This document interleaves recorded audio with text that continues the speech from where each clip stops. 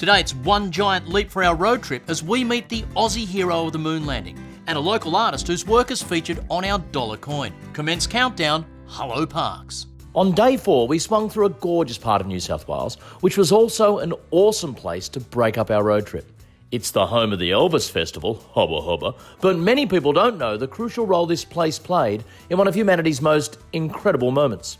Welcome to Parkes, sister city of Coventry in the UK. Now don't get me wrong, Coventry rocks, but can it boast the slick piece of engineering that helped us view the most famous moment in human history? It's one small step for man, one giant leap for mankind.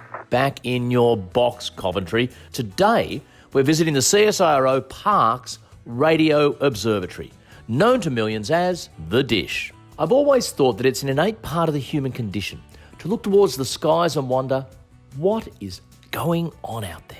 Well, thanks to Aussie ingenuity, we've looked at the skies not just with our eyes, but with some of the greatest devices the world has ever built, including The Dish. And I think the only person more excited than myself about the Apollo 11 moon landing and Australia's role in the mission is CSIRO's operations scientist, John Sarkissian. We were one of 3 stations around the globe actually detecting receiving the signal.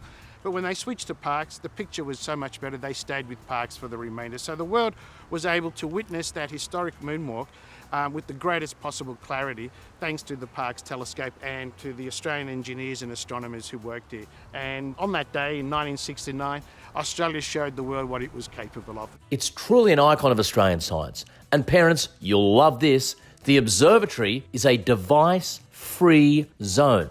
This powerful telescope could detect a mobile phone on the surface of the moon. So I'm sorry, kids, you can take selfies, but you can't post them.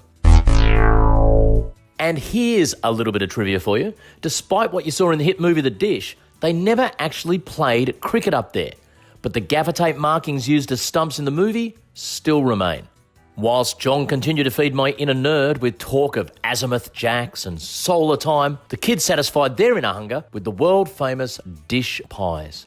Parkes and the surrounding region sits proudly on Wiradjuri land, and it's an incredible community. The Wiradjuri language is taught in public schools, and it's a real example of how modern and ancient Australia can coexist. Someone who can speak to this is local Peak Hill artist Source Towney. His work has featured on everything from a $1 coin to the famous Parkes Art Trail. The multicultural society that we've got now, you know, it broadens the spirit even more, and it brings a lot more together, I think. So to share that with more people, and they bring their own little Australian spirit into this world too, into this area.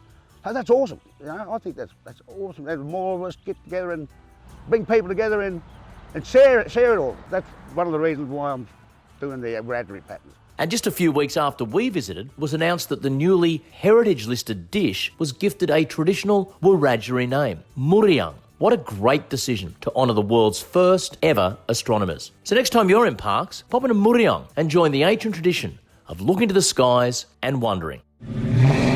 Next up, us city slickers get our hands dirty with farm work and visit some old family friends. And I sit with a mate on a boulder. Trust me, it rocks. I love an Aussie road trip. If you're loving the Aussie spirit that we've encountered on this road trip, well, it doesn't get much better than Australia's best talent uniting for the annual Australia Day broadcast. Catch it on your ABC, 26 January, 7:30 p.m.